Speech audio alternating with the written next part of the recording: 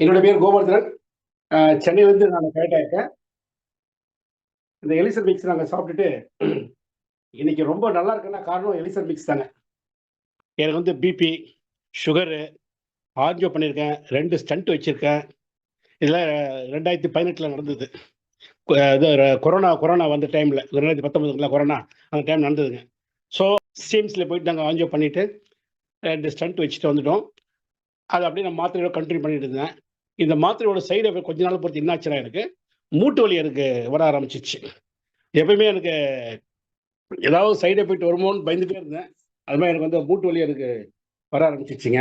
அந்த மூட்டு வலி வந்து நான் வாரத்துக்கு ஒரு 4 நாளாவது நான் போய் பிசியோதெரபி பண்ணா தான், அடுத்து என்னால மாடிப்படி ஏறுறதோ, நடக்கிறதோ அது மாரி இருந்தது. கரெக்ட்டான டைம்ல நான் எலிசர் மிக்ஸ நான் எடுத்தது. இந்த எலிசர் மிக்ஸ் எடுத்ததால என்னாச்சுன்னா, எனக்கு ஆக்சுவலி மூட்டு வலியா தான் உள்ள வந்தேன் நானு. அந்த மூட்டு வலி என்னாச்சுன்னா, கம்ப்ளீட் அதாவது சாப்பிட எனக்கு வந்து என்னாச்சுன்னா, கொஞ்சம் ரெக்கவரி ஆயிட்டே இருந்து எனக்கு எல்லாமே நார்மல் ஆயிடுச்சு பொசிஷன். இன்னைக்கு வந்து மூட்டு வலின்றதே சுத்தமா கிடையாதுங்க. இன்னைக்கு நான் 5வது பாக்ஸ் சாப்பிடுறேங்க. அது மட்டும் போல. எனக்கு வந்து இந்த யூரின் இன்ஃபெக்ஷன் இருக்குது.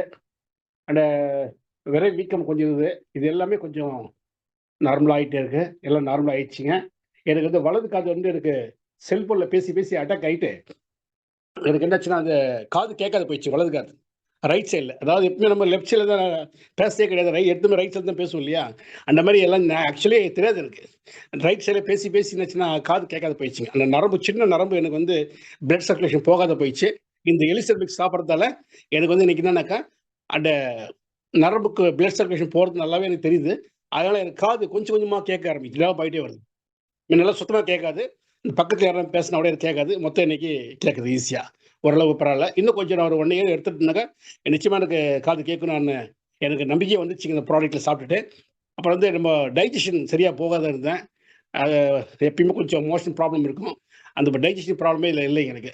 காலையில எழுந்திரிச்சதும் எனக்கு எழுப்புறதே அந்த நம்ம பாத்ரூம் டைம் ஆச்சுன்னு எழுப்புறதே எனக்கு வந்து மோஷன் ப்ராப்ளம் அதுக்கு நார்மலா ஆயிப்போச்சுங்க அது இன்னைக்கு.